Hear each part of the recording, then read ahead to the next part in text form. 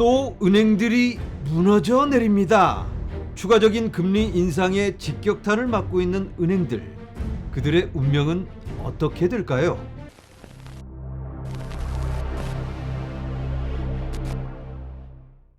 안녕하세요, LA 비트쇼입니다.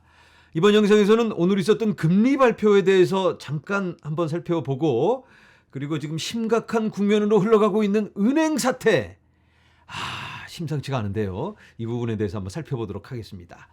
자, 오늘 금리 발표가 있었습니다. 역시 예상대로 0.25% 인상. 시장이 살짝 기대를 했었는데 여기에 대해서 실망을 하고 주가는 빠졌습니다. 비트코인도 빠지고 발표 후에. 그런데 1시간 후에 갑자기 비트코인이 반등을 하기 시작했는데 지금은 잘 버텨주고 있죠. 자, 금리 발표 내용을 잠깐 살펴보자면 오늘 2시에 미국 동부 시간으로 보도자료가 발표됩니다. 그리고 각 언론사에서 그 내용을 베껴 써서 기사로 내보내는데 그 내용 중에는 지속적으로 금리 인상을 계속해서 하겠다라는 내용이 빠져 있고요. 지난번에 있었던 그런 내용이 이제는 상황을 봐가면서 데이터에 맞춰서 대응하겠다는 그런 조금 완화적인 듯한 내용이 들어 있습니다. 여기 화면에서도 보시는 것처럼 동결을 암시하는 듯한 신호가 포함되어 있다. 이렇게 받아들여져서 굉장히 분위기가 훈훈했는데 제롬 파월이 나와서 연설을 하죠. 30분 후에 기자들이 질문을 합니다. 이번 미팅에서 금리 동결 가능성에 대해서 혹시 이야기를 나눴냐? 그랬더니 제롬 파월이 이번에는 뭐 한두 명 금리 동결 주제에 대해서 언급을 하긴 했지만 거의 만장일치로 0.25로 진행하는 걸로 했다. 수순에 맞추어서. 그럼 다음 달은 상황 봐가면서 여러 가지 데이터를 보면서 접근을 해야 될 것 같다. 당신 여러 가지 상황을 지켜보고 데이터를 보면서 지난번에도 그렇게 하겠다고 얘기를 했는데 지금 아직까지 나와 있는 이 정도 데이터면 충분한 거 아니냐라고 물어봐요, 기자가. 그랬더니 우리가 지금 거의 다 왔던지 아니면 벌써 다 와 있는지도 모르겠다. 굉장히 긍정적인 말이죠. 그러니까 금리 동결을 할 수 있는 조건에 거의 다 와 있는지도 모르겠다. 벌써 와 있는지도 모른다. 하지만 그게 수치적으로 확인이 되어야 한다. 이렇게 얘기를 했습니다. 굉장히 긍정적입니다. 그런데 시장에서는 금리 인상한 거에 대해서 또는 기대하고 있는 은행 사태 때문에 뭔가 금리 동결을 당장 하거나 바로 인하를 해야 되는 거 아니냐. 거기에 대해서는 아직 멀었다. 인플레이션은 천천히 점진적으로 꺾일 것 같다. 이런 부분에 대해서 실망하는 그런 반응을 보이기는 했습니다. 그런데 중요한 게 아까 말씀드린 것처럼 지금 어떠한 방향으로 흘러가느냐가 중요합니다. 제롬 파월의 말을 빌리자면 몇 달간의 데이터가 보여진다면, 확인이 된다면 그때는 고려한다. 금리 동결, 그리고 더 나아가서는 금리 인하도 할 수 있는 상황이 펼쳐지겠죠? 라고 직접 이야기를 했습니다. 굉장히 중요한, 참고할 수 있을 만한 언급이 되겠죠. 자, 그런데 지금 현재 인플레이션이 아직도 안 꺾이고 있는 부분이 있다면 서비스 관련입니다. 지금의 위축되고 있는 고용시장과 또 많은 기업들이 정리해고를 하고 있잖아요. 그런 부분들이 시장에 반영이 된다면 서비스 관련도 어쩔 수 없이 꺾이게 될 거라고 제롬 파월도 예상을 하고 있고 시장도 다 그렇게 기대를 하고 있습니다. 다만 타이밍이 문제다. 자, 다음 달에 발표되는 금리 발표가 매우 중요하겠다. 왜냐하면 다음 달에는 Summary of Economics라고 예상 경제 지표를 발표합니다. 올 말에 최종 금리는 어떻게 될 건지, GDP는 어떻게 예상이 되는지 각 연준 멤버들의 점도표, 올 말에는 이만큼, 내년에는 이만큼, 그 다음에는 하면서 점을 쿡쿡 찍어대면서 투표를 하잖아요. 그래서 6월 달에 발표되는 금리의 방향 매우 중요할 텐데 제롬 파월의 말처럼 데이터가 백업이 돼야 된다. 어떤 데이터일까요? CPI 발표를 2번이나 하게 됩니다. 5월 10일에 그리고 6월 13일에 2번의 CPI 발표가 있고 고용지표가 2번이나 또 남아 있습니다. 이러한 데이터들이 긍정적으로 보여진다면 인플레이션은 꺾이는 걸로 고용시장은 적당히 버텨주는 거 정도로만 보여준다면 우리가 기대하는 방향으로 갈 수 있지 않을까, 이렇게 예상을 해보고요. 자, 그런데 더 중요한 게 있어요. 오늘의 이 FOMC 미팅에서 정말로 중요했던 그러한 주제, 부채 한도. 먼저 부채 한도에 대해서는 어떻게 생각하냐. 연준은 당연히 우리의 관할 바뀌다. 당연히 미국이 빚이 있다면 그걸 갚아야지.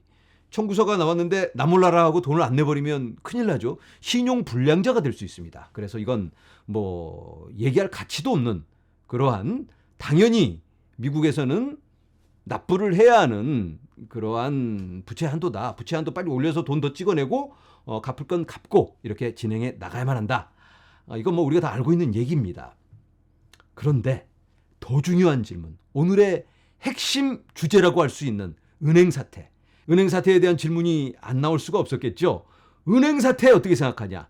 은행 사태가 지금 이렇게 위험한 방향으로 흘러가고 있는데 여기에 대해서 연준의 어떤 대응이 있어야 되는 거 아니냐.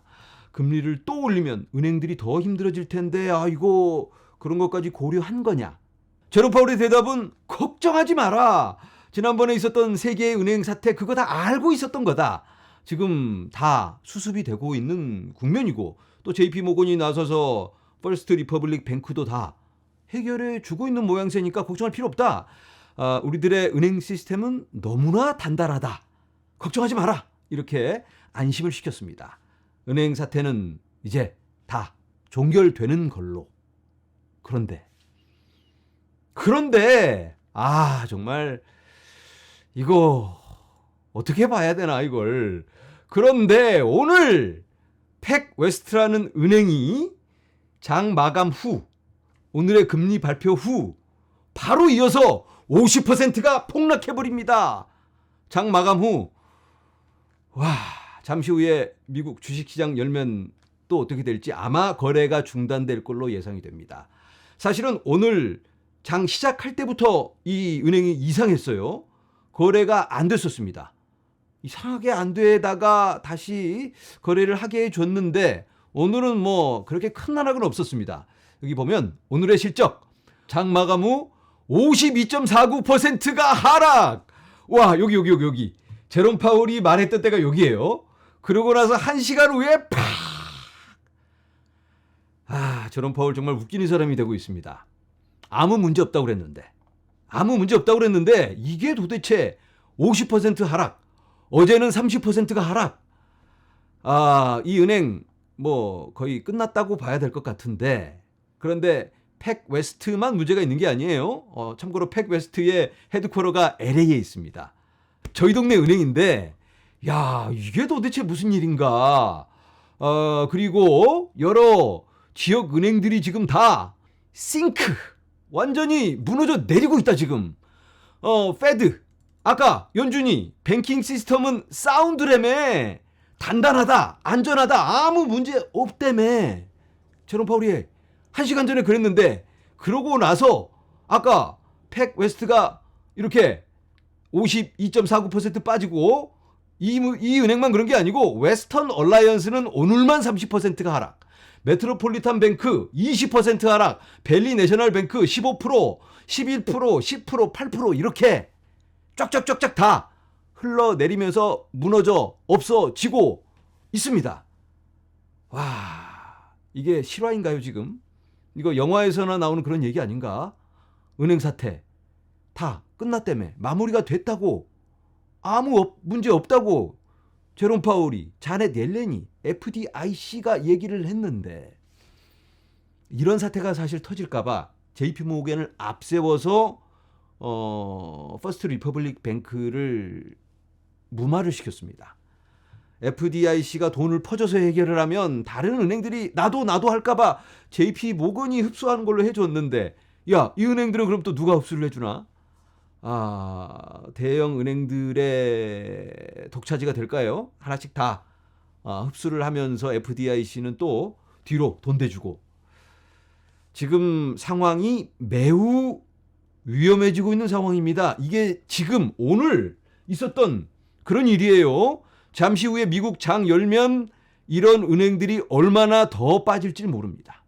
아마도 거래가 중단될 은행들이 굉장히 많을 것 같고요. 그리고 연준에서, 미국 재무부에서, FDIC에서 뭔가 발표가 있어야 할 것 같습니다. 자, 화면에서 보고 계시는 건 비트코인과 다른 은행들의 실적을 비교한 차트인데요. 여기 오렌지 색깔 라인이 비트코인이고요. 다른 색깔이 은행들입니다. 3월 중순부터 보여주고 있는데 여기 갑자기 은행들이 동반 하락을 해버립니다. 이때가 실리콘밸리 은행 사태가 터졌을 때입니다.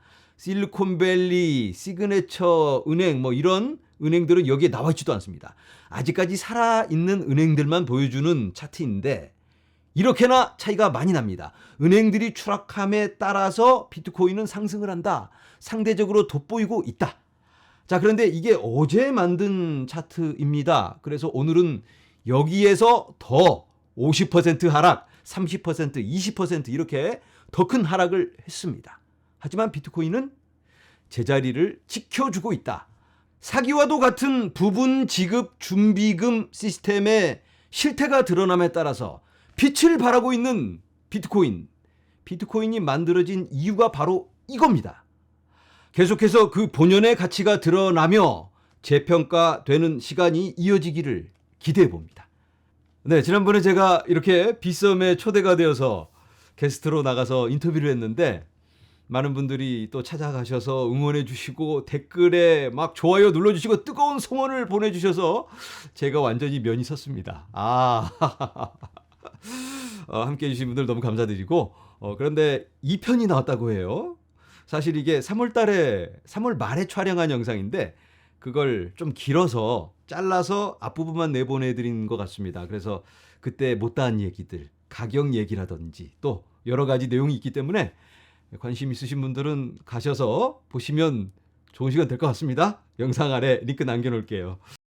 네, 혼돈의 시간을 지나고 있습니다. 정신 없었던 오늘 하루였는데 여러 가지 많은 일들이 있었습니다. 내일은 어떻게 될까? 어떠한 대응으로 연결이 될까?